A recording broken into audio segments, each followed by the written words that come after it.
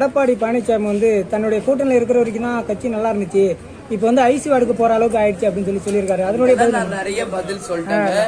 நீங்க சொன்ன பதிலுக்கு திருப்பி திருப்பி கேக்குறீங்க.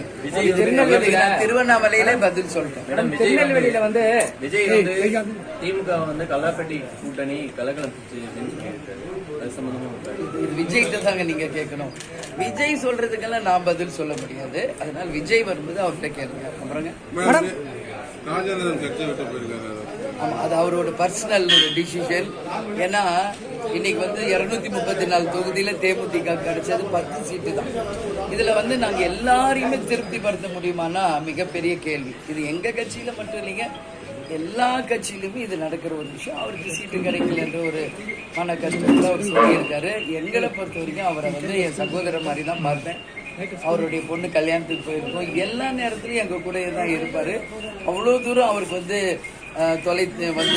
ஸ்போக்ஸ் பர்சனா ஒரு பெரிய அங்கீகாரமான ஒரு சின்ன நம்மளுடைய பதவி கொடுத்துருந்தோம். எங்க போனாலும் அவரை போய் பேச வைப்போம். எல்லாமே இருந்தது.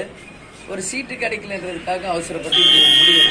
இது எல்லா கட்சியிலையும் நடக்கிற ஒரு விஷயம். அப்படி பார்த்தா எங்க கட்சியில இதோ பாருங்க, எங்க பக்கத்துல இருக்கிற மாவட்ட செயலாளர் சிவக்கொழுந்து, இந்த மாவட்டத்தோட மாவட்ட செயலாளர் பார்சாதி, எங்களுடைய சீனியர் சென்னையில யாருக்குமே சீட்டு இல்லைன்ட்டாங்க. ஸோ இது மாதிரி தேர்தல் நேரம் வரும்போது சகஜம். இது எங்க கட்சிக்கு மட்டும் கிடையாதுங்க, அனைத்து கட்சிக்குமே இது சகஜம்தான். அப்படி இருக்கிறப்போ இது ஒரு குறையா சொல்லி கடிதம் கொடுக்கறது அவருடைய பர்சனல் டிசிஷன்.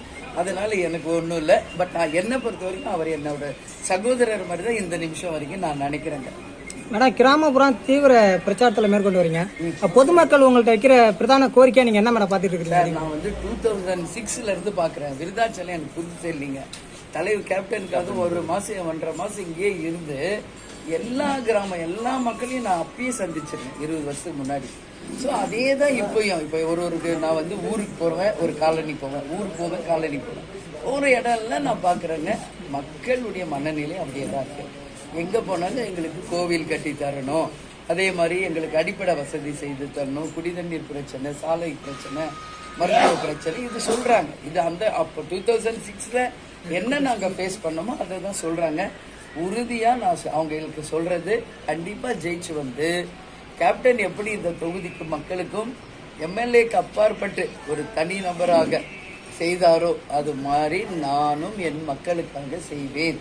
அவங்க வீட்டு பொண்ணு மாதிரி நான் இது அவங்களுக்கு உறுதியாக சொல்லிட்டு வரேன். வெறும் சொல்லில்லை, செயலில், என்னுடைய செயலில் அதை காமிப்பேன். மக்களுடைய மிகப்பெரிய கோரிக்கை விருதாச்சலத்தை ஒரு மாவட்டமாக அறிவிக்கணும். அதுதான் முக்கிய கோரிக்கை. இன்னைக்கு நாங்கள் மதசார்பற்ற வெற்றி கூட்டணியில் இருக்கோம். நிச்சயம் அண்ணன் ஸ்டாலின் பேசி இந்த கோரிக்கையை நிறைவேற்ற சொல்லி கேட்போம். நிச்சயம் அது நடக்கும் என்று நானும் நம்புறேங்க. ஸோ இதில் எலெக்ஷன் முடியுங்க, தேர்தல் முடிவுகள் வரட்டுங்க. அதற்கு பிறகு நம்ம வாக்குறுதிகளை நிச்சயம் நாங்கள் நிறைவேற்றுவோம். உங்களுக்காக தொடர் பார்த்து 21 வருஷமாங்க தேமுதிகாக கூட்டணிக்காக எல்லாருக்காகவும் நான் பிரச்சாரம் போயிருக்கேன். தமிழ்நாடு முழுக்க போயிருக்கேன். நாங்கள் இப்போ என்டிஏல இருந்தப்போ அந்த வேட்பாளருக்காக போயிருக்கேன், அதிமுக இருந்தப்போ அந்த வேட்பாளருக்காக போயிருக்கேன். அந்த மாதிரி எந்த கூட்டணியில் நாங்கள் இருக்கோமோ மற்ற கூட்டணி வேட்பாளர்கள் பிளஸ் தேமுதிக வேட்பாளர்களுக்காக எல்லா இடமும் நான் பிரச்சாரம் போகிறது இயல்பு. 21 வருஷமா இதை நான் பண்ணிக்கிட்டு இருக்கேன்.